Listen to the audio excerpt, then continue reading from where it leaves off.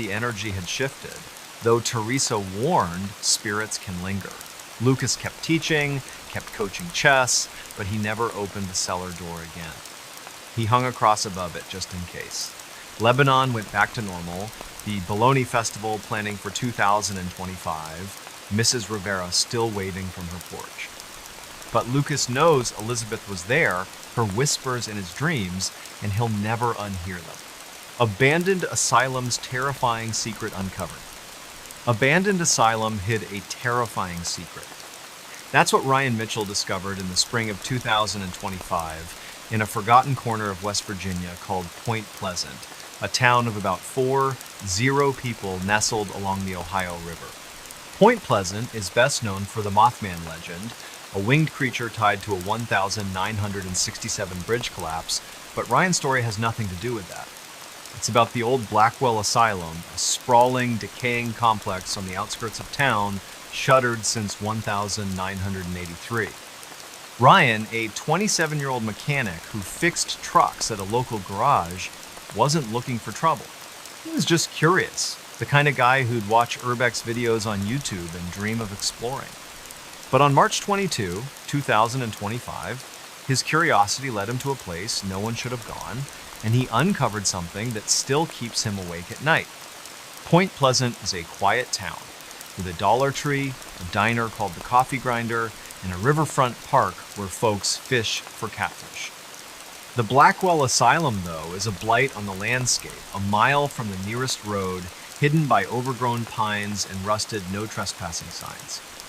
Built in 1890 as the Blackwell Lunatic Asylum, it housed thousands over the years patients, with mental illnesses, criminals, and anyone society deemed unfit. By the 1970s, reports of abuse, experimental treatments, and mysterious deaths had piled up, and the state closed it after a 1982 expose in the Charleston Gazette. Ryan knew the stories, whispered at the garage or over beers at Tudor's Biscuit World. Kids said the asylum was haunted, that screams echoed at night. Ryan didn't buy it. He figured the real horror was history, not ghosts, but he wanted to see it for himself. On March 22, Ryan and his buddy, Caleb Turner, a 25-year-old welder, planned a trip to Blackwell. They'd been talking about it for weeks, hyped by YouTube channels like Exploring with Josh. Ryan packed a backpack with a flashlight, a GoPro Hero 10 he'd bought used for $200, a water bottle, and a pocket knife. Caleb brought a crowbar, just in case, and his iPhone for photos. They drove Ryan's 2018 Ford F-150 to a dirt road near the asylum, parking at 3:00 p.m. under a gray sky. The air was chilly, about 45 degrees, with a breeze rustling the pines. They hopped a sagging chain-link fence, the GoPro strapped to Ryan's chest, recording. The asylum loomed ahead, a red brick monolith with broken windows, ivy choking the walls, and a collapsed chimney. It looked like a place time forgot, and Ryan felt a thrill, not fear. That was his first mistake. They entered through a side door, the lock long broken, and stepped into a hallway littered with debris-spilling paint, shattered tiles, and rusted gurneys. The air smelled of mold and something sharper, like old medicine. Ryan's GoPro caught it all. The graffiti-covered walls, the flickering light from their flashlights, Caleb's nervous laugh. They explored the first floor, finding an old cafeteria with overturned tables, a nurse's station with scattered files, and a therapy room with a cracked electroshock machine. Ryan narrated for the camera, "This is creepy, but kinda cool." At 3:47 p.m., they reached a stairwell to the basement marked Ward C restricted in faded paint. Caleb hesitated, but Ryan, adrenaline pumping, said, "Come on, man, this is the good stuff." They descended, the stairs creaking, the air growing colder, heavier. The basement was different. The walls were concrete, stained with water, and the corridors narrower, like a maze. Their flashlights cast long shadows, and the GoPro's audio picked up a faint drip, drip, drip. They found locked doors, some with small barred windows, and rooms filled with junk syringes, broken chairs, a straitjacket hanging on a hook. Ryan's excitement faded. "This feels wrong," he whispered. Caleb nodded, gripping the crowbar. At 4:12 p.m., they reached a door labeled Observation Room 3. It was ajar, unlike the others. Ryan pushed it open, the hinges screaming. Inside was a small room, maybe 10 by 10 feet, with a rusted metal table bolted to the floor, restraints dangling from the sides. On the table was a leather-bound ledger, its pages yellowed but intact. Ryan picked it up, his hands steady despite the chill in his bones. The ledger was a patient log, dated 1953 to 1955, from a Dr. Harold Vance, chief psychiatrist. It listed names, diagnoses, and treatments. Most were routine sedatives, therapy, but the last entry, dated June 17, 1955, was different. It described patient 47, a woman named Margaret Lowe, age 32, admitted for hysteria. The note read, "Subject resistant to standard protocols. Initiated procedure 12. Results inconclusive. Subject terminated." Ryan's stomach twisted. Terminated? He flipped the page, finding a sketch. A woman strapped to a table, wires attached to her head, a machine labeled Project Echelon. Caleb, looking over his shoulder, said, "Dude, this is bad. We should go." But Ryan couldn't stop. He slipped the ledger into his backpack, the GoPro still rolling, time-stamped 4:19 p.m. That's when they heard it. A low moan, like someone in pain, coming from deeper in the basement. Ryan froze, his flashlight shaking. Caleb whispered, "That's not the wind." The GoPro's audio caught it, faint but clear, at 4:21 p.m. They backed out of the room, their footsteps loud in the silence. The moan came again, closer, followed by a scrape like metal on concrete. Ryan's mind raced, maybe a squatter, an animal? But the asylum had been empty for decades, patrolled occasionally by county deputies. They turned a corner, and their flashlights hit something. A figure, humanoid, at the end of the hall, maybe 50 feet away. It was tall, thin, its head tilted unnaturally. The GoPro caught a glimpse before Ryan swung the camera away, his breath ragged. Caleb grabbed his arm. "Run now!" They bolted, the moan turning into a wail behind them. They reached the stairs, scrambling up, the GoPro bouncing, recording chaos. At the first floor, they didn't stop, sprinting through the hallway, out the side door, and over the fence. They didn't look back until they were in the truck, doors locked, at 4:37 p.m. Ryan's hands shook as he stopped the GoPro. Caleb was pale, muttering, "What was that?" Ryan didn't answer. He drove straight to his apartment on Walnut Street, a one-bedroom above a laundromat. There, they watched the footage. The figure in the hall was blurry but real, its eyes reflective, like an animal's, but its body too human. The ledger was real, too, its ink smudged but legible. Ryan uploaded the footage to his laptop, time-stamped, and backed it up on a flash drive. He texted his sister Lauren, a nurse in Huntington, 60 miles away, with a clip. "This is insane," she replied. "Don't go back." But Ryan couldn't let it go. On March 23, he drove to the Point Pleasant Library, a small building with free Wi-Fi and a local history section.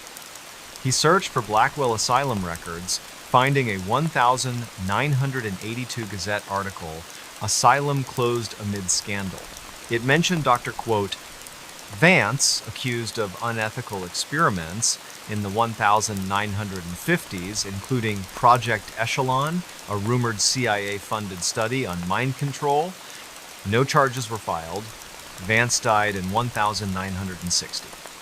Ryan found a 1955 obituary for Margaret Lowe, listed as deceased at Blackwell Asylum, cause unknown. Her photo showed a woman with dark hair, her eyes hauntingly familiar. Ryan's skin crawled.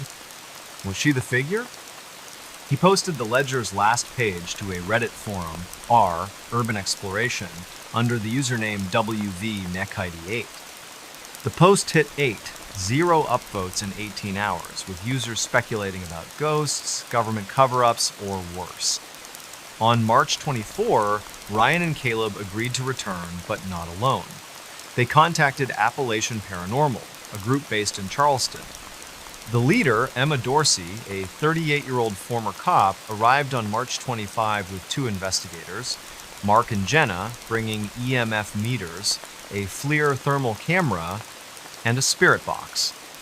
They met at 0 p.m., the sky orange with dusk.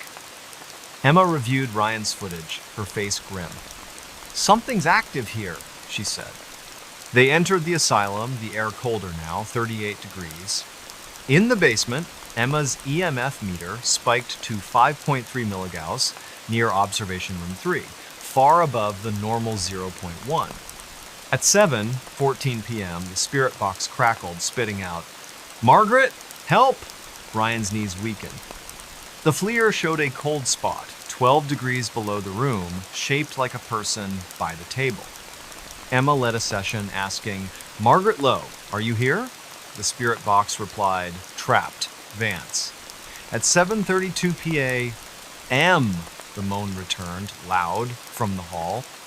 Jenna's flashlight caught Movementa shadow, tall, darting past a doorway. The GoPro, now on Mark's chest, recorded it, time-stamped 7:33 p.m. Emma stayed calm, but her voice was tight. "We're not alone." They moved to leave, but the basement door, which they'd propped open, was shut. Caleb pried it with the crowbar, his hands shaking. The wail came again, closer, as they reached the stairs. At the first floor, they ran, exiting at 7:49 p.m., the asylum silent behind them. Back at Ryan's apartment, Emma analyzed the data. The EMF spikes, thermal anomaly, and spirit box responses suggested a residual entity, likely Margaret, tied to her death. Project Echelon was real, Emma said, citing declassified CIA files from the 1970s. They tested on patients like her. She didn't just die. She was broken.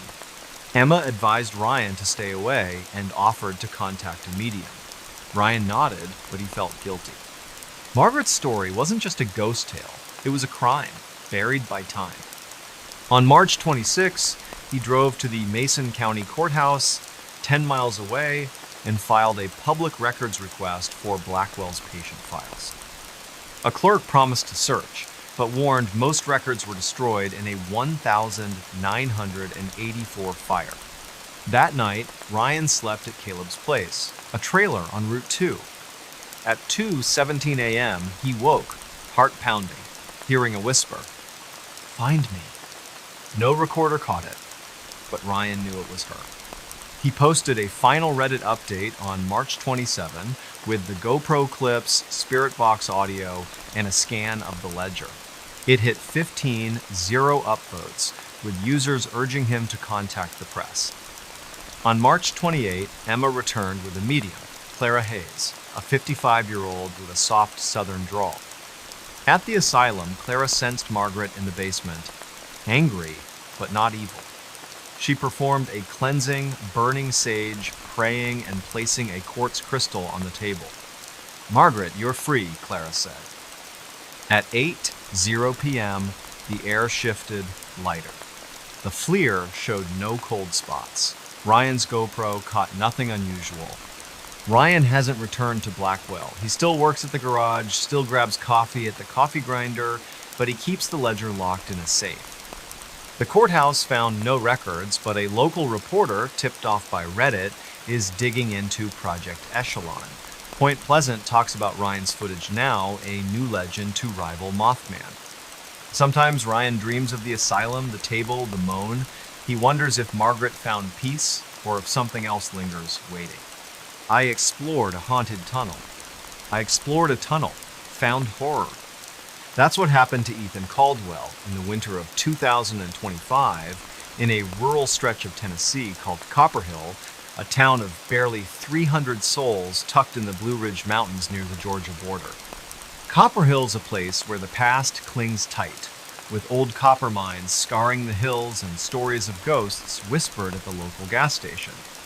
Ethan, a 24-year-old part-time bartender at the Copper Kettle, wasn't chasing ghosts. He was bored, stuck in a dead-end job, scrolling YouTube for adventure. But on February 8, 2025, he stumbled into the kind of story that changes you deep in an abandoned mine tunnel called Old Number 7. What he found there wasn't just creepy, it was evil. Copper Hill's small, the kind of town where you know every face at the post office, and the biggest event is the annual Polk County Fair. The mines, though, are its shadow. They boomed in the 1800s, pulling copper from the earth, but by the 1980s they'd shut down, leaving tunnels like Number 7 to rot. Number 7 was infamous, a mile-long shaft off Ducktown Road, sealed with a rusted grate but accessible if you knew where to pry. Locals avoided it, saying miners died there in a 1903 collapse, their bodies never recovered. Ethan heard the tales at the bar, from old-timers nursing Coors Light, but he shrugged them off. Ghosts were for kids, he thought. On February 8, after a slow shift, he decided to check it out, spurred by a Reddit thread on r abandoned places about Tennessee's haunted mines. Ethan didn't go alone. He roped in his cousin, Mia Torres, a 22-year-old cashier at Food City in McKaysville, 5 miles away. Mia was skeptical but game, always up for a dare. They met at Ethan's trailer at 2:00 p.m., the sky heavy with snow clouds. Ethan packed a backpack, a Phoenix flashlight, a GoPro Hero 9 he'd won in a 2023 raffle, extra batteries, a granola bar, and a Leatherman multi-tool. Mia brought her iPhone 13 and a can of mace, just in case. They drove Ethan's 2015 Jeep Cherokee to Ducktown Road, parking near a faded sign for the mine, half buried in kudzu. The air was frigid, 28 degrees, the ground crunchy with frost. Ethan strapped on the GoPro, hit record, and grinned at Mia. "Ready to be famous?" he said. Mia rolled her eyes, but followed him to the grate, which hung loose, bolts rusted through. They slipped inside at 2:37 p.m., the tunnel swallowing them whole. The entrance was narrow, about 6 feet high, the walls rough-hewn rock, glistening with damp. The air smelled of wet stone and something sour, like decay. Ethan's flashlight cut through the dark, the GoPro capturing their steps, Mia's sneakers scuffing gravel. The tunnel sloped down, the temperature dropping to the low 20s. They found relics of the mine's past. A rusted pickaxe, a broken lantern, wooden beams sagging under decades of neglect. Ethan narrated, "This is Number 7, supposedly haunted." Mia snorted, her breath visible. "It's just a hole, Ethan." But at 2 p.m., 200 yards in, they heard it. A faint knock, like metal on rock, echoing from deeper in the tunnel. Ethan paused, the GoPro's audio catching it, time-stamped. "You hear that?" he whispered. Mia nodded, her mace now in hand. They pressed on, the knocks growing louder, irregular, like someone tapping Morse code. At 1 p.m., they reached a fork, the tunnel splitting left and right. The left path was collapsed, a pile of rubble blocking it, but the right path opened into a wider chamber, maybe 20 feet across, with a low ceiling. The GoPro caught something odd, a circle of stones arranged deliberately in the chamber's center. Inside the circle were bones, small, maybe animal, and a rusted miner's helmet, its leather strap rotted. Ethan knelt, his flashlight on the helmet, and saw scratches inside, forming letters JH1903. His gut tightened. "This is messed up," he said. Mia, filming on her iPhone, agreed. "Let's go back." But the knocks came again, closer, from the tunnel's right path beyond the chamber. Ethan, curiosity outweighing fear, said, 5 more minutes. That was his mistake. They followed the right path, the tunnel narrowing, the ceiling brushing Ethan's hair. At 3:14 p.m., the GoPro's light flickered, though the batteries were fresh. The knocks stopped, replaced by a low hum like a distant machine. Ethan's flashlight caught something ahead, a wooden door, half rotted, set into the rock. It wasn't on any mind map he'd seen online. The door had no lock, just a crude handle and carving symbols, maybe runes, etched deep. Ethan pushed it, the wood groaning, and it opened to a small room, maybe 8 by 8 feet. Inside was a stone slab, like an altar, stained dark, with chains bolted to the corners. On the slab lay a single object, a miner's pickaxe, its handle cracked, the blade crusted with something brown. The GoPro recorded it, time-stamped 3:18 p.m. Mia whispered, "This isn't right, Ethan. Let's go now." Before they could move, the hum became a voice, guttural, unintelligible, coming from the walls. Ethan swung his flashlight, the beam catching Movemento shadow, tall, hunched, darting across the room's far wall. The GoPro caught it, a blurry shape at 3:19 p.m. Mia screamed, dropping her phone, the screen cracking. Ethan grabbed her arm and they ran, the voice growing louder, words forming, "Stay, mine." The door slammed shut behind them, though no one touched it. Ethan yanked it open, the hinges splintering, and they sprinted back through the chamber, past the stone circle, the knocks now a deafening clang, like hammers on steel. The tunnel seemed longer, the air thicker, their flashlights dimming. At 3:27 p.m., they reached the entrance, scrambling through the grate, collapsing in the snow. Ethan's GoPro was still recording, the battery at 5%. They drove to Mia's apartment in McKaysville, a duplex near the Taco River, and watched the footage, their hands shaking. The shadow was real, its outline jagged like it wore tattered cloth. The voice, caught faintly, chilled them. "Stay. Mine." Ethan texted his boss, Tommy, at the copper kettle, attaching a clip. "What the hell is this?" Tommy replied, "Don't go back, kid." Mia refused to touch her phone, its cracked screen a reminder. Ethan uploaded the footage to a hard drive and posted a still of the altar to R Paranormal under the username TN Bartender24. The post got 7 upvotes in 12 hours, with users begging for the video. Some mentioned a local legend, number 7 wasn't just a mine. It was a ritual site, tied to a 1,903 cult of miners who offered workers to something in the earth. On February 9, Ethan visited the Polk County Historical Society in Benton, 10 miles away, a one-room museum with mining exhibits. The curator, Mrs. Evelyn Price, 68, paled when Ethan showed her the helmet's photo. "That's Jonah Hale," she said. "Foreman in 1,903. Vanished after the collapse. Some said he led a group, not a union, something darker." She pulled a 1,903 ledger from the mine's owners, listing 12 missing workers, including Hale, after an incident in Shaft 7. A newspaper clipping from the Chattanooga Times dated July 14, 1,903, hinted at unnatural practices but lacked details. Ethan's throat tightened. Was Hale the shadow, or something worse? That night, Ethan stayed at Mia's, sleeping on her couch.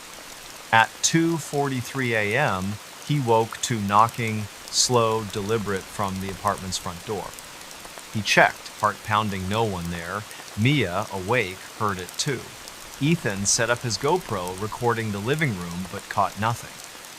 On February 10, he contacted Tennessee Ghost Trackers, a paranormal group in Chattanooga, 50 miles away. Their lead investigator, Derek Vance, a 42-year-old electrician, met Ethan and Mia at the Copper Kettle on February 11, reviewing their footage.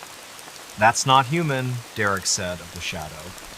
He agreed to investigate number 7, bringing an EMF meter, a thermal camera, and a spirit box. On February 12, at 5:00 p.m., Derek, Ethan, and 2 team members, Lisa and Greg, entered the tunnel, Mia staying behind, too shaken. The air was 25 degrees, the ground icy. Derek's EMF meter spiked to 4.8 milligauss near the altar room, far above the normal 0.1. At 5, 5:32 p.m., the spirit box hissed, spitting out, "Jonah, blood." Ethan's stomach dropped. The thermal camera showed a heat signature, human-shaped, by the altar, though no one stood there, time-stamped 5:34 p.m. Derek asked, "Jonah Hale, what do you want?" The spirit box replied, "Mine, forever." A clang echoed, like the pickaxe falling, though it hadn't moved. Lisa's flashlight died, despite new batteries. At 5:41 p.m., the shadow appeared, closer in the doorway, the GoPro catching its reflective eyes. Derek shouted, "Go!" They ran, the voice roaring, "Stay!" They reached the entrance at 5:49 p.m., breathless, the tunnel silent. At Derek's office, a converted garage, they analyzed the data. The EMF spikes, thermal anomaly, and spirit box responses pointed to a malevolent entity, possibly Hale, bound to the tunnel by whatever happened in 1903. "This isn't a ghost," Derek said. "It's something darker, tied to that altar." He cited a 1970s book, Tennessee's Hidden Histories, mentioning number 7 as a sacrificial site for a cult worshiping a mountain spirit. Derek urged Ethan to stay away and offered to bring a medium. Ethan agreed, guilt gnawing at him. He'd disturbed something, and it followed him. On February 13, Ethan and Mia moved to a motel in Blue Ridge, Georgia, 15 miles away, splitting the $80 a night cost. At 2:47 a.m., the knocking returned, now on the motel window. Ethan recorded it on his phone, catching 3 distinct taps, time-stamped. He posted a final Reddit update on February 14 with the GoPro clips, spirit box audio, and the helmet photo, hitting 10-0 upvotes. On February 15, Derek returned to number 7 with a medium, Sister Mary Ellison, a 60-year-old former nun. She sensed a presence, not human, in the altar room. At 6:00 p.m., she performed a cleansing, sprinkling holy water, reciting psalms, and placing a silver cross on the slab. "Leave this place," she commanded.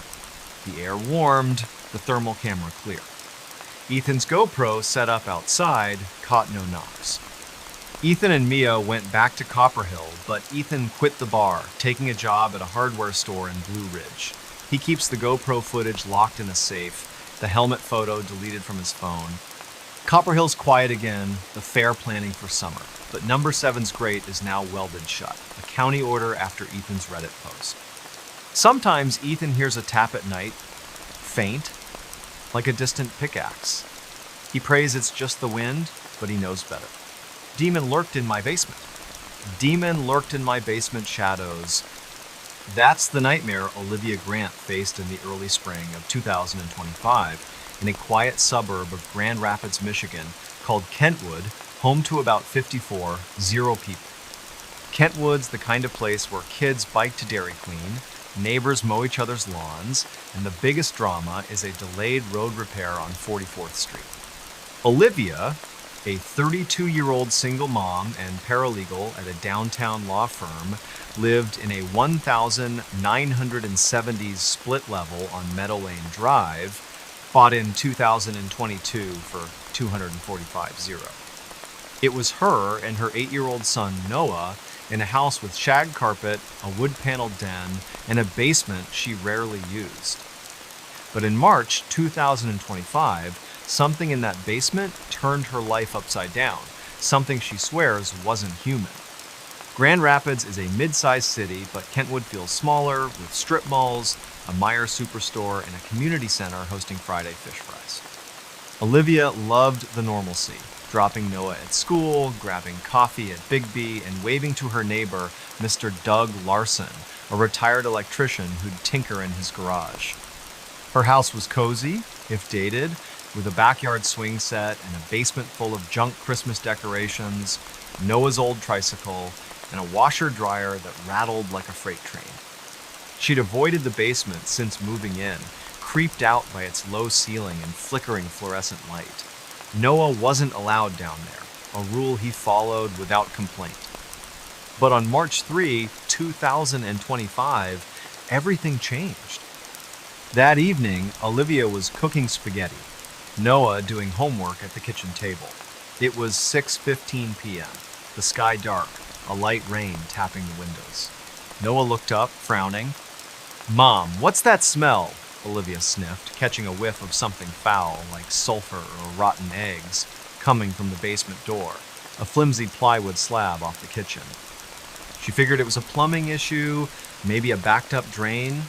She grabbed a flashlight, her iPhone 12, and opened the door, the smell hitting her like a wall.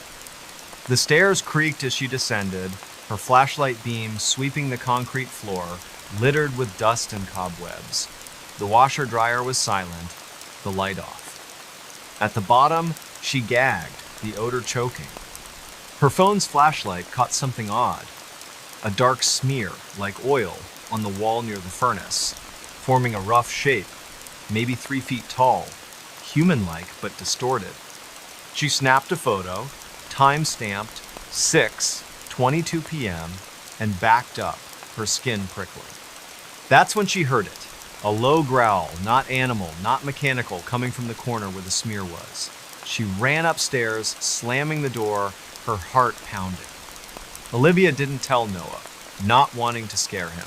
She locked the basement door, a cheap knob lock, and texted her friend Jenna, a realtor in Grand Rapids. "Weird smell in basement, creepy vibe. Plumber?" Jenna replied. "Could be mold. Call someone tomorrow." Olivia tried to sleep, but the growl echoed in her mind. At 2:47 a.m., she woke to a thud, like something heavy falling downstairs. She checked her phone's security app, linked to a Blink camera in the living room. The feed was normal, but the basement door was ajar, though she'd locked it. She grabbed a baseball bat from Noah's room, crept to the kitchen, and shut the door, sliding a chair under the knob. Nothing else happened, but she didn't sleep. Her phone opened to 911. On March 4, Olivia called a plumber, Mike's Plumbing, from Kentwood. Mike, a burly guy in his 50s, arrived at 10:00 a.m., checked the basement, and found no leaks or sewer issues. "That smell's not normal," he said, eyeing the smear, now fainter. "Might be a dead animal in the walls." He suggested an exterminator and left, refusing to charge her. Olivia took another photo of the smear, time-stamped 10:32 a.m., noting it looked less distinct, like it was fading. She worked from home that day, keeping Noah upstairs, but the house felt wrong, the air heavy, like a storm was coming. At 7:00 p.m., Noah, coloring in the den, said, "Mom, someone's whispering." Olivia froze. She heard nothing, but Noah pointed to the basement door. "Down there." She grabbed him, locked them in her bedroom, and called Jenna, who came over at 7:30 p.m.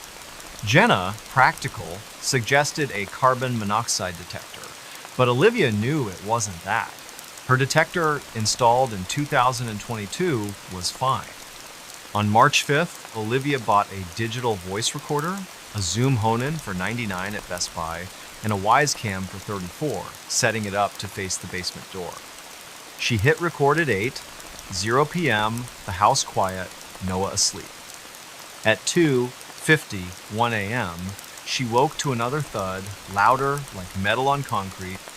The Wisecam's app showed the basement door open, swinging slowly, time-stamped 2:50 a.m. She checked the recorder, her hands shaking. At 2:49 a.m., it caught a voice, deep guttural, saying, "Leave, now." No one was in the house but her and Noah.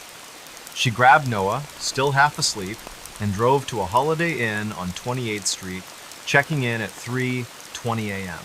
She texted Jenna the audio clip, who called, voice trembling, "Liv, that's not human. Stay out." Olivia didn't return home that day. On March 6th, she took Noah to her mom's house in Holland, 30 miles away, and contacted a local priest, Father Michael Reed, from St. Mary's Church in Kentwood. Father Reed, a 60-year-old with a calm demeanor, met her at a Starbucks at 1:00 p.m. She showed him the photos, wise footage, and audio. He didn't dismiss her, saying, "Evil can linger in places. I'll check the house." That afternoon, Olivia and Father Reed entered the house, Noah staying with her mom. The smell was gone, but the basement felt colder, 10 degrees below the main floor, though the thermostat read 68.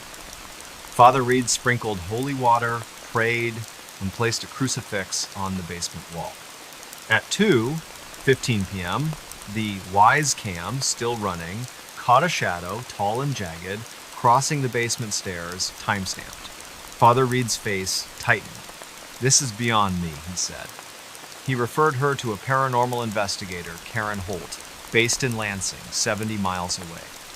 On March 7, Olivia met Karen, a 45-year-old former journalist, at the house. Karen brought an EMF meter, a thermal camera, and a spirit box. She walked the basement, her meter spiking to 6.2 milligauss near the smear, now barely visible, far above the normal 0.1. At 3:00 p.m., the spirit box crackled, spitting out, "Mine, stay." Olivia's knees buckled. The thermal camera showed a cold spot, 15 degrees below the room, shaped like a figure near the furnace, time-stamped 3. 4 p.m., Karen asked, "Who are you? Why here?" The spirit box replied, "Bound. Anger." Karen's voice was steady but firm. "This isn't a ghost. It's darker, maybe demonic, tied to this house." She suggested a full cleansing but needed more data. That night, Olivia stayed at the Holiday Inn, setting up the Wisecam remotely to monitor the basement. At 2:53 a.m., the feed showed the crucifix falling from the wall, landing 6 feet away, time-stamped. The recorder, left running, caught a laugh, low and mocking, at 2:50. 2 a.m. Olivia sent the footage to Karen, who called at 8:00 a.m. on March 8. "This is serious," Karen said. "We need a specialist." She contacted a demonologist, Brother Thomas Kane, a 55-year-old Benedictine monk from a monastery in Kalamazoo. On March 9, Brother Thomas arrived, carrying a leather case with relics, holy water, and a Latin prayer book. Olivia, Karen, and Father Reed joined him at the house at 6:00 p.m., Noah still at her mom's. Brother Thomas walked the basement, his face grim. "Something was invited here," he said, noting the smear's location near the furnace, a possible focal point. He asked Olivia about the house's history. She'd never researched it, so Karen pulled records from the Kent County Clerk's office, finding the house was built in 1972 on land once owned by a man named Victor Klein, who died in 1968. A 1967 Grand Rapids Press article mentioned Klein as a recluse suspected of occult practices, though never proven. Neighbors reported strange lights in the field where Olivia's house now stood. Brother Thomas nodded. "That's enough." Something was summoned, and it stayed. At 7:00 p.m., Brother Thomas began the cleansing, chanting in Latin, sprinkling holy water, and placing blessed salt around the basement. Karen's EMF meter dropped to 0.2 milligauss, the cold spot gone. At 7:32 p.m., the spirit box, still on, hissed, then went silent. Olivia felt the air lighten like a weight lifted. The Wisecam caught nothing unusual, time-stamped 7:35 p.m. Brother Thomas warned, "It's gone, but stay vigilant. Pray daily." Olivia nodded, exhausted but relieved. She and Noah returned home on March 10. The basement door locked, a new crucifix hung. Olivia posted her story to R Paranormal on March 11 under the username MI Mom25 with the Wise clips, audio, and smear photos hitting 0 upvotes in 24 hours. Karen and Brother Thomas confirmed the entity was likely banished, but Olivia sold the house in April 2025, moving to an apartment in Wyoming, Michigan, 10 miles away. She keeps the recorder off, the basement a memory she buries. Kentwood's back to normal, Dairy Queen buzzing, Mr. Larson tinkering. But Olivia checks her locks every night, and Noah sleeps with a nightlight just in case. Lost hiker found something evil. Lost hiker stumbled into pure evil. That's the chilling ordeal Mason Reed faced in the late fall of 2024. Deep in the wilderness of Montana's Bitterroot National Forest, a rugged expanse of 1.6 million acres near the Idaho border. The Bitterroot's a place of towering pines, jagged peaks, and trails that wind through valleys where cell service is a myth. Mason, a 30-year-old software developer from Missoula, 40 miles north, wasn't new to hiking. He'd tackled trails across the Rockies, logging 50 miles a month on his Garmin watch. But on November 9, 2024, a solo trek on the Blodgett Canyon Trail led him to something no map could have prepared him for, something that turned a day hike into a fight for survival. Missoula is a college town, home to 75 zero people with craft breweries like Bayern and a vibrant outdoor scene. Mason fit right in, spending weekends climbing, kayaking, or hiking with his border collie Riley, who stayed home that day. He lived in a rented bungalow on Higgins Avenue, bought his gear at REI, and followed local hiking forums on Reddit like r, Montana Outdoors.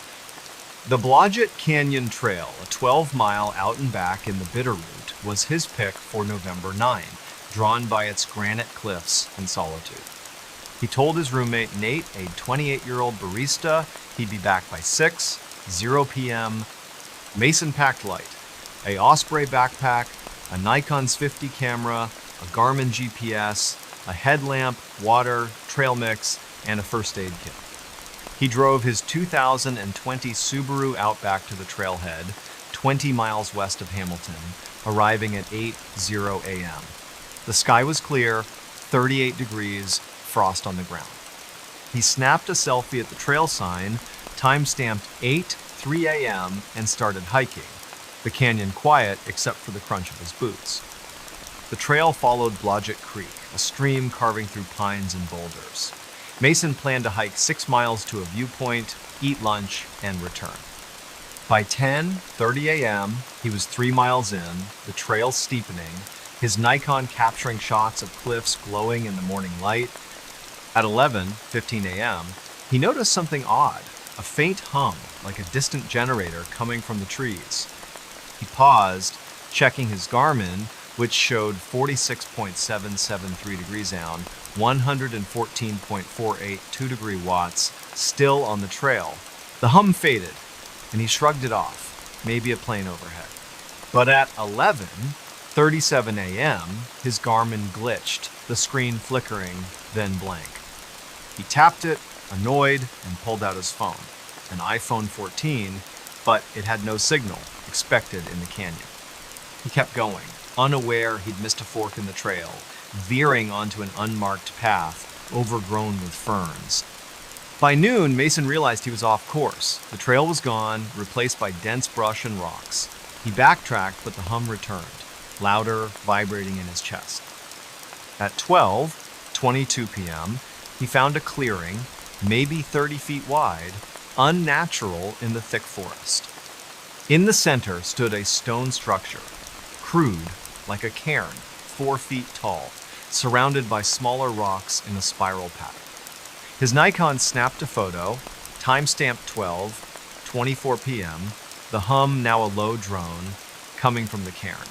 Mason's gut screamed to leave, but curiosity pulled him closer. The rocks were etched with symbols, lines, circles, something like an eye. He touched the cairn, cold despite the sun, and the drone stopped. Silence, heavy, unnatural. Then, a snap, like a branch breaking from the trees behind him. He spun, Nikon raised, and saw it. A figure, tall, maybe 7 feet, cloaked in shadow, standing 50 yards away, motionless. The photo, later checked, showed only trees. Time-stamped 12:27 p.m. Mason bolted, crashing through brush, his backpack snagging on thorns. The figure didn't follow, but the hum resumed, pulsing like it was inside his skull. He ran blindly, tripping over roots, his headlamp falling out, lost.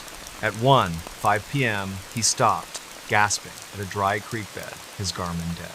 phone at 10%. The forest felt wrong. Too dark for midday, the air thick like before a storm. He heard whispers, not words, just murmurs from all directions. He recorded a video on his iPhone, voice shaky, "I'm lost, something's here," timestamped 8 p.m.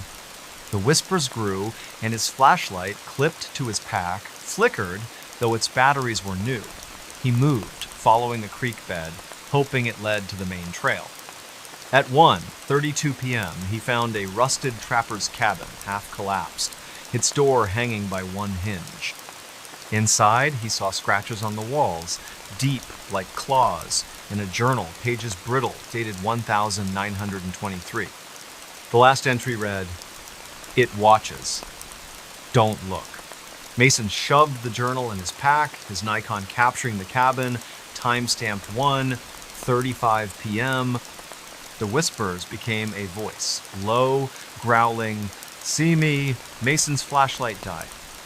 He stumbled out, the figure now closer, 20 yards away, its form shifting, like smoke, eyes glinting red in the Nikon's flash, caught faintly at 1:40 p.m. He ran again, the voice louder, "Stay. See." The forest seemed to twist, trees leaning inward, the path looping back to the cairn. Impossible. At 2:15 p.m., Mason, exhausted, hid behind a boulder, recording another iPhone video. "It's following me. I can't get out," timestamped. His phone died. The hum was deafening now, his head throbbing. He saw the figure again, closer, its shape clear gaunt, limbs too long, no face, just those eyes. He screamed, running, tripping, until he hit the main trail. Somehow, at 3:00 p.m., the hum fading, the figure gone. He staggered to the trailhead, collapsing in his Subaru. At 4:47 p.m., the Nikon's battery dead, but the journal still in his pack. Mason drove to a gas station in Hamilton, the Bitterroot Quick Stop, and called Nate at 5:03 p.m., voice hoarse, "I'm alive." Something was out there. Nate met him at the gas station, pale when he saw Mason's scratched face and torn jacket. They watched the Nikon photos and iPhone videos, the figure's eyes barely visible, the cairn symbol stark. Mason texted his sister Ellie, a teacher in Bozeman, 200 miles away, with a photo of the journal. "What is this?" She replied, "Get help." Mason posted the clearings photo to R Paranormal under the username MT-Hiker24, hitting 6-0 upvotes in 12 hours. Users speculated about skinwalkers, wendigos, or something older, tied to native Salish legends of shadow beings in the Bitterroot. On November 10, Mason visited the Missoula Public Library, a modern building with a Montana history section. He showed the journal to a librarian, Dr. Susan Klein, a 62-year-old historian. She recognized the symbols as similar to Salish warnings, meant to mark forbidden places. The journal belonged to a trapper, Amos Reed, no relation to Mason, who vanished in 1923. A 1923 Missoulian article reported Amos's cabin found empty, walls scratched, his rifle unfired. Dr. Klein warned Mason, "Some places are left alone for a reason." He dug deeper, finding a 1978 Forest Service report of missing hikers near Blodgett Canyon with strange markings, noted but unexplained. Mason's stomach churned. Was the cairn a marker? A trap? That night, at his bungalow, Mason couldn't sleep.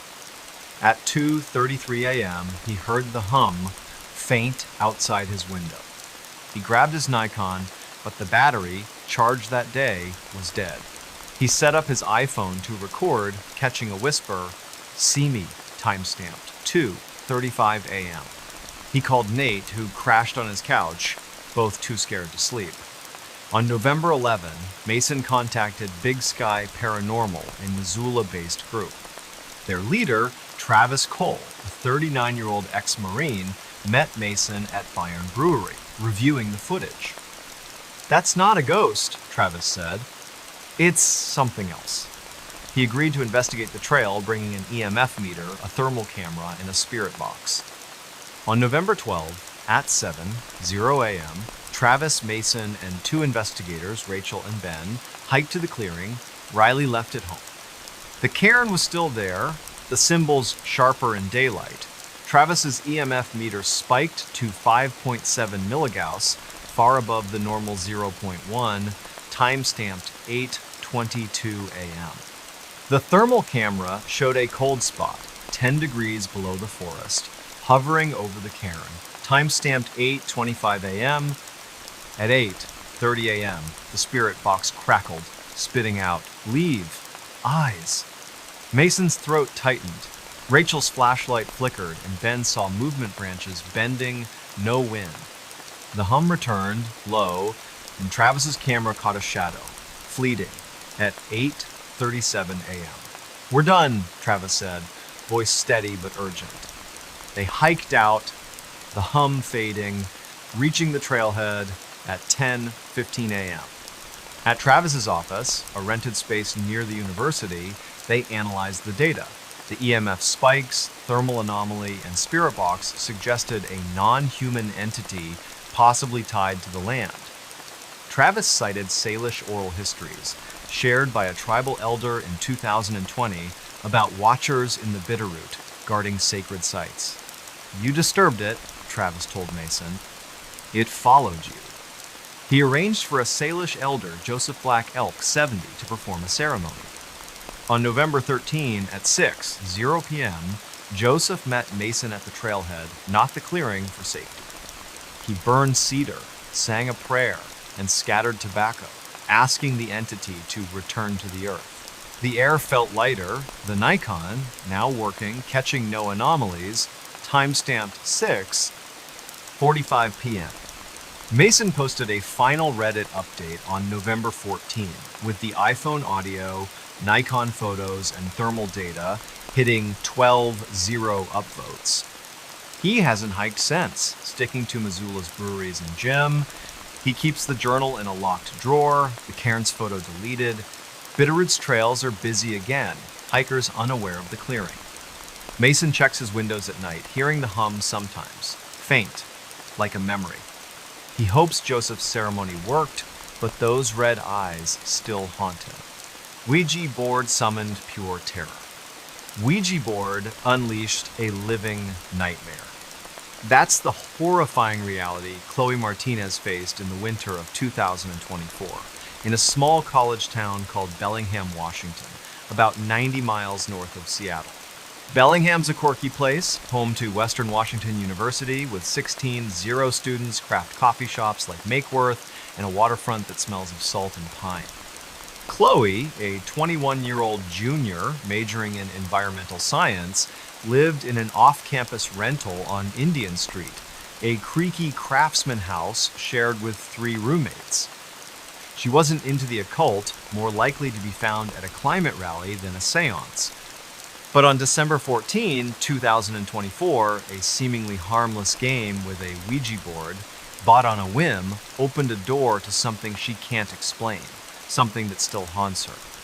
Bellingham's got a laid-back vibe, with farmers markets, microbreweries like Aslan, and trails in Whatcom Falls Park where students jog.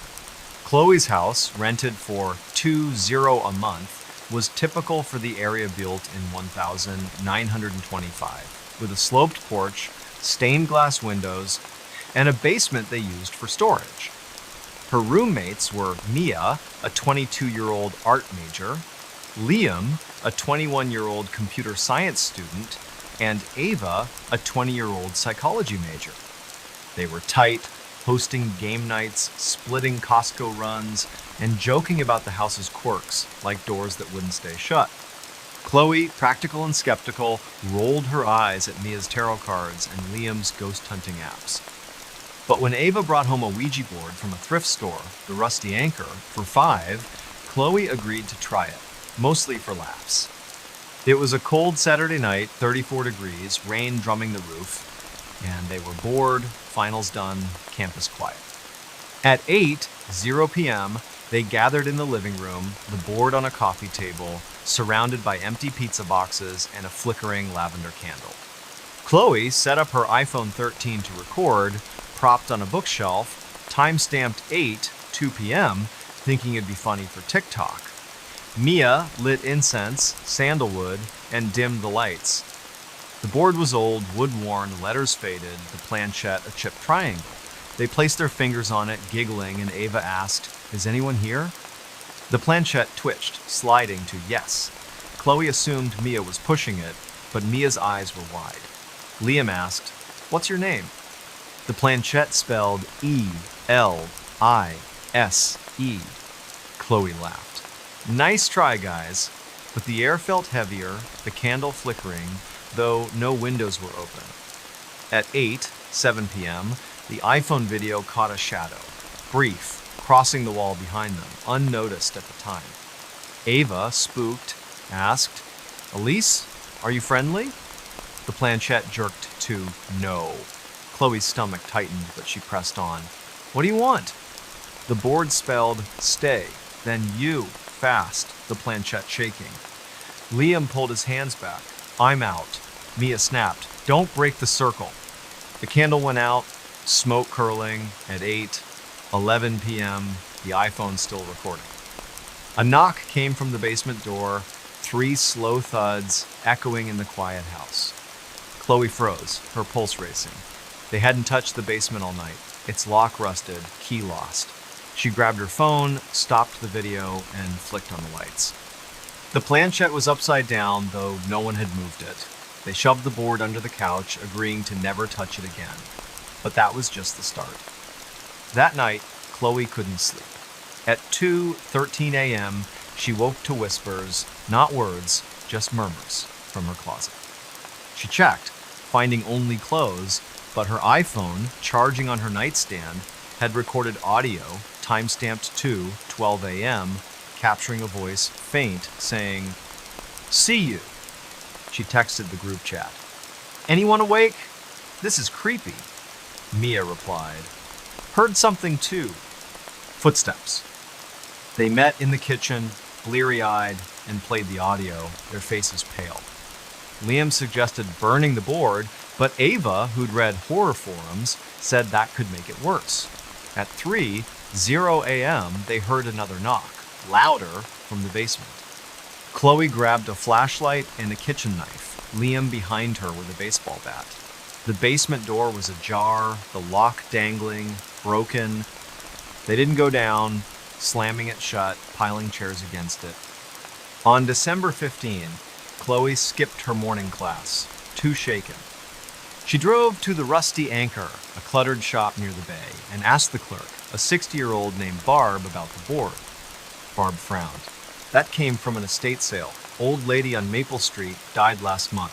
She gave Chloe the address, 1427 Maple, and a name, Elise Thornton, 87, no family. Chloe visited the Bellingham Public Library, a brick building with free Wi-Fi, and searched obituaries. A November 2024 Bellingham Herald notice confirmed Elise's death, passed peacefully at home, no cause listed. A 1985 article mentioned Elise as a recluse, rumored to dabble in spiritualism after her husband's death in a 1979 mill accident. Chloe's skin crawled. Was Elise tied to the board? That afternoon, Chloe bought a digital voice recorder, a Tascam DR5X for $89 at Guitar Center, and set it up in the living room. At 7:00 p.m., the roommates gathered, the board still under the couch, untouched. The recorder caught knocks, soft, at 7:14 p.m. from the basement, though no one was down there. Mia, trembling, suggested a medium, but Liam wanted to call campus security. Chloe, desperate, posted the iPhone video to R Paranormal under the username WAStudent21, hitting 50 upvotes in 10 hours. A user, PNW Ghost, suggested a local paranormal group, Cascadia Spirits. Chloe emailed them, attaching the audio, and got a reply from their leader, Ethan Wells, a 35-year-old former paramedic. On December 16, Ethan arrived at 6:00 p.m. with an EMF meter, a thermal camera, and a spirit box. The house felt colder, 60 degrees despite the heater. Ethan's meter spiked to 4.9 milligauss near the basement door, far above the normal 0.1, timestamp 7 p.m. He set up the spirit box, asking, "Elise, are you here?" It hissed, then said, "Not Elise, other." Chloe's heart sank. The thermal camera showed a cold spot 12 degrees below the room, near the couch, timestamp 6:12 p.m. At 6:15 p.m., the recorder caught a laugh, sharp, mocking, not human. Ethan's face tightened. "This isn't a ghost," he said. "It's something you invited through the board." He urged them to leave for the night and arranged for a spiritualist, Nora Black, to assist. The roommates crashed at Mia's boyfriend's apartment, a studio near campus. At 2:19 a.m., Chloe's recorder, left running, caught a voice, clear, saying, "Come back, timestamp." She sent it to Ethan, who called, "Stay away until we fix this." On December 17, Chloe researched the house, visiting the Whatcom County Assessor's Office. Records showed 1,427 Maple, Elise's old address, was their rental before redistricting changed street names in the 1990s. A 1,979 police report noted disturbances at the house, with Elise claiming voices after her husband's death. Chloe's blood ran cold. The board had been in the house all along. On December 18, Ethan and Nora, a 50-year-old with a calm presence, met the roommates at the house at 5:00 p.m. Nora sensed a malevolent presence, not Elise, but something older, drawn by the board's use. She searched the basement, finding a hidden panel behind a shelf, revealing a box of paper letters from Elise dated 1980, describing a dark thing she'd contacted, begging it to leave. Nora's spirit box at 5:27 p.m. said, "Bound. Hate." The EMF meter spiked to 6.3 milligauss, the air heavy like smoke. Nora began a cleansing, burning sage, chanting, and placing salt around the board, which she sealed in a steel box with a cross. At 5:45 p.m., the recorder caught a scream, fading, then silence. The thermal camera showed no cold spots, the house lighter, timestamped 5:47 p.m. Chloe and her roommates returned on December 19, the board gone, taken by Nora for safekeeping. They posted a final Reddit update with the iPhone video, recorder audio, and thermal data hitting 10-0 upvotes. Chloe moved out in January 2025 to a dorm, her roommates scattering to new leases. She avoids thrift stores now, sticks to coffee shops and classes. Bellingham's back to its rainy rhythm, students biking to Makeworth, unaware of the house on Indian Street. Chloe keeps her recorder off, but sometimes, at night, she hears a faint knock and wonders if it's really gone. Something watched me from the woods. That's the terrifying truth Nathan Brooks uncovered in the early fall of 2024 in a remote corner of Maine called Millinocket, a town of about 0 people nestled near Baxter State Park. Millinocket's a place of dense forests, logging roads, and lakes where moose outnumber tourists. Nathan, a 29-year-old park ranger at Katahdin Woods and Waters National Monument, spent his days patrolling trails and checking campsites. He was no stranger to the wilderness, trained to handle bears, storms, or lost hikers. But on September 28, 2024, during a routine patrol, he encountered something in the woods that wasn't animal, wasn't human, and wasn't leaving him alone. Millinocket's a tight-knit town, with a diner called Ruthie's, a general store stocking ammo and bait, and a history tied to the Great Northern Paper Company, now gone. Nathan lived in a cabin on Golden Road, a dirt track off Route 11, rented for $600 a month. His life was simple: coffee from a percolator, shifts in his Ranger truck, and evenings with his girlfriend Lily, a 27-year-old nurse at Millinocket Regional Hospital. He wasn't superstitious, dismissing local tales of forest spirits or Bigfoot sightings as campfire stories. His job gave him a front row seat to the Katahdin Wilderness, 87 0 acres of pine, birch, and granite ridges. On September 28, he set out at 6:00 a.m., driving his Ford F-150 to a trailhead near Sandbank Stream, tasked with checking fire pits after a dry spell. He packed a radio, a Nikon D3000 500 camera for documenting violations, a Garmin GPS, a water bottle, and a Glock 19, standard for rangers. The air was crisp, 42 degrees, the sky pink with dawn. He snapped a photo of the trailhead sign, time-stamped 6:07 a.m., and started his patrol, unaware he'd soon wish he'd stayed home. The Sandbank Trail was a 5-mile loop, popular with day hikers, but quiet that morning. Nathan hiked a mile in, his boots crunching on pine needles, the forest alive with birdsong. At 7:15 a.m., he reached a campsite, its fire pit cold, no issues. His Nikon captured the site, time-stamped. But as he turned to leave, he felt it a prickling on his neck, like eyes on him. He scanned the trees, seeing nothing but shadows, his radio silent. He chalked it up to fatigue, having pulled a double shift the day before. At 7:40 a.m., a mile deeper, he found something odd. A pile of stones, stacked like a pyramid, maybe 2 feet high, in the middle of the trail. It wasn't natural, too precise, with smaller rocks forming a circle around it. He took a photo, time-stamped 7:42 a.m., his Garmin noting the coordinates: 45.9, 17 degrees, 68.8, 53 degree watts. Then he heard a sound, low like a growl, not bear or moose, coming from the woods to his left. He unholstered his Glock, heart thudding, but saw nothing. The growl faded, and he moved on, unsettled. By 8:30 a.m., Nathan was 3 miles in, the trail narrowing, the forest thicker.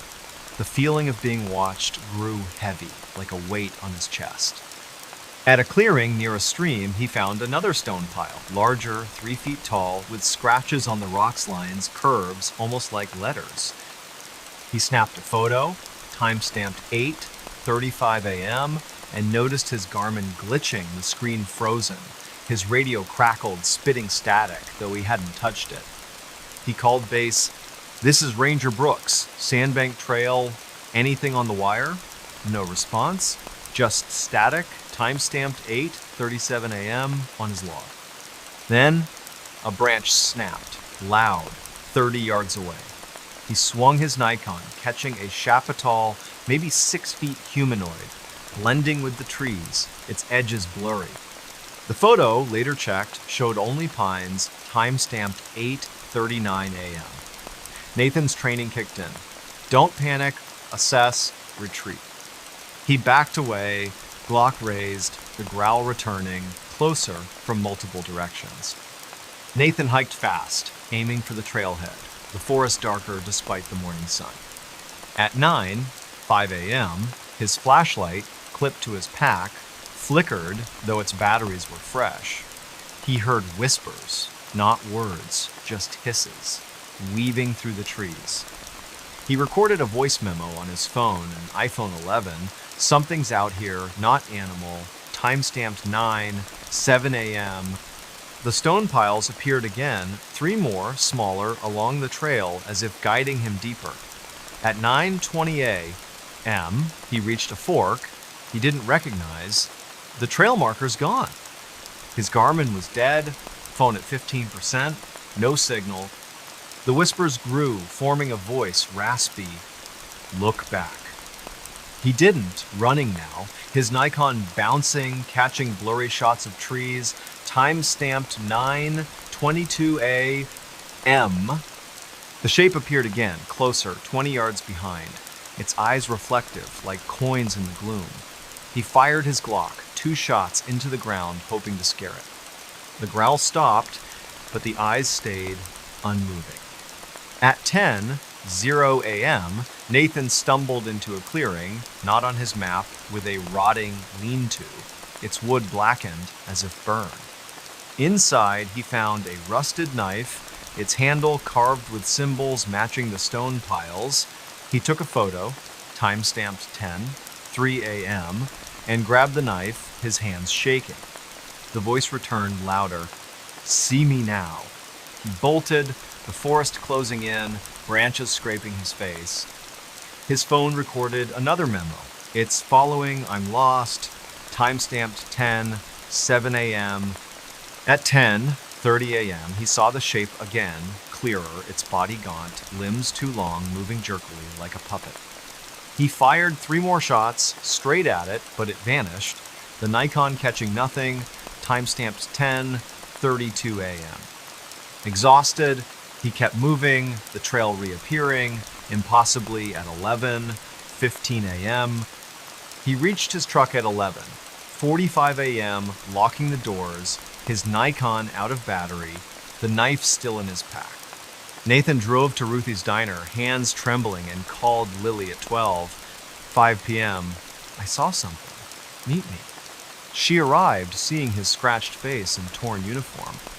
They reviewed the Nikon photos, the stone pile stark, the lean-to eerie, but no shape. The iPhone memos were clear, his voice panicked, the whispers faint but audible. Nathan texted his supervisor, Ranger Ellen Cole, with a photo of the knife, timestamp 12:15 p.m. "Check sandbank. Something's wrong," he wrote.